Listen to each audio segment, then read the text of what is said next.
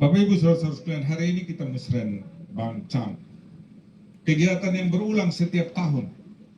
Tetapi dalam kegiatan yang berulang itu kita tidak harus menganggap remeh bahwa ini adalah kegiatan berulang rutinitas yang kita hadir atau tidak hadir itu sama saja. Tidak.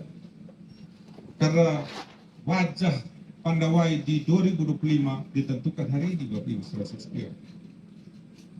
Kita sudah mendengar tadi bahwa hanya 67 miliar dan jatahnya 22 kecamatan. Kalau dibagi habis itu kurang lebih 3 miliar 400 juta satu kecamatan. Tapi pada kenyataannya 12 miliar di 2023 tadi Om Yanto bilang. Saya juga lihat di sini lagi, saya hitung-hitung tadi ada lagi untuk 2024 14 miliar Bapak Ibu Saudara sekalian di 2024. Tentu di 2025 kalau Pandawai ya adalah ya. Bapak Ibu Saudara sekalian, saya sengaja menyampaikan ini tentu ingin meyakinkan bahwa pada kita semua kita pahami bahwa di bawah kepemimpinan kami dilantik 21 Februari 2021, 5 April langsung pada Seroja. Lulu lantakan ribuan rumah, gereja, puskesmas, fasilitas sosial, banyak rumah penduduk ribuan. Bapak Ibu. Pada saat yang sama corona, datang lagi virus babi, datang lagi ini belalang, ya. Datang lagi itu surah, banyak Bapak Ibu. Tetapi kita tidak berhenti, kita tidak tinggal diam.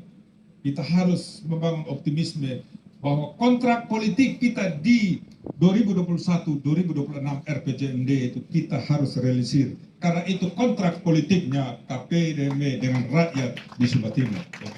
Itu kontrak politik. Jadi tidak bisa ada alasan untuk dan atas nama kurang uang dan seterusnya, periode pendek, masalahnya banyak, kita tidak bisa merealisir. Tidak. Saya sampaikan pada OPD, saya tetap menjadi yang terdepan untuk bertanggung jawab pada kontrak politik saya. Saya sampaikan demikian. Bagaimana caranya? Caranya adalah tiada pilihan lain. Harus ada kreativitas, harus ada inovasi, harus ada kerja keras. Yang seharusnya kita kerja 5 tahun, kita disuruh kerja 3 tahun 7 bulan. Oke, siap, gerak. Kerja hari ini. Apa hasilnya? Tentu pertanyaan kritis dari Bapak Ibu Saudara sekalian.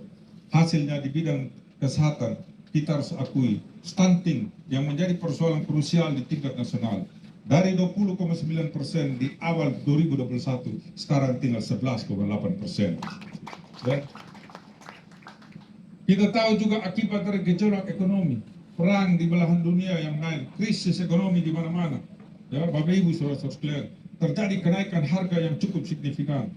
Kita dituntut untuk bagaimana bisa mengendalikan harga sehingga masyarakat tidak menjadi korban.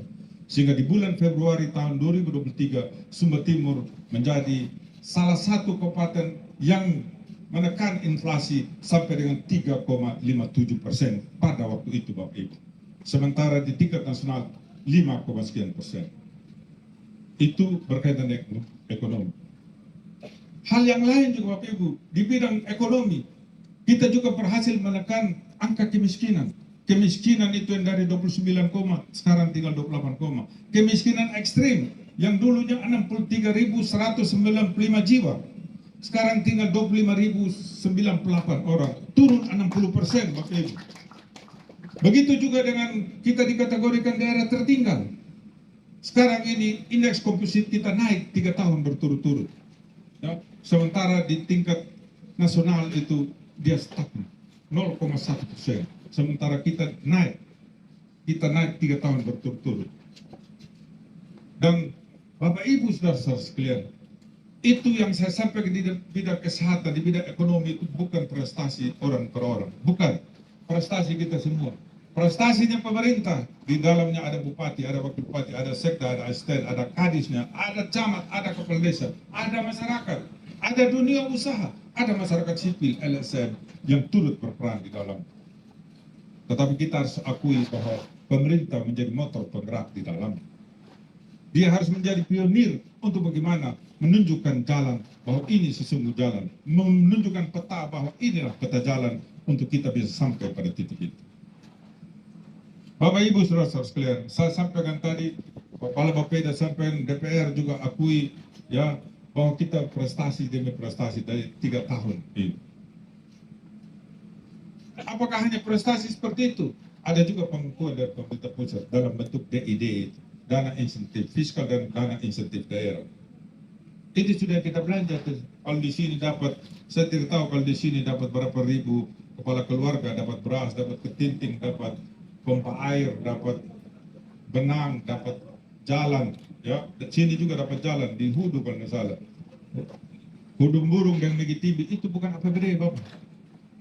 Itu dana DID. Dan sekarang pun kita lagi minta persetujuan dari pemerintah pusat untuk dana yang 16 miliar ini. Ada juga infrastruktur jalan yang ada di Batu Maka maupun di Palakahing di sini. Ya. Ya, saya juga di moto terus anggota dewan dulu ini. Tolong dulu. Tolong pelan-pelan sebenarnya. Jangan kalau tolong paksa. Artinya apa Bapak Ibu? Kalau komunikasi kita baik itu, ya pemerintah dan dewan semuanya akan produktif dan lancar.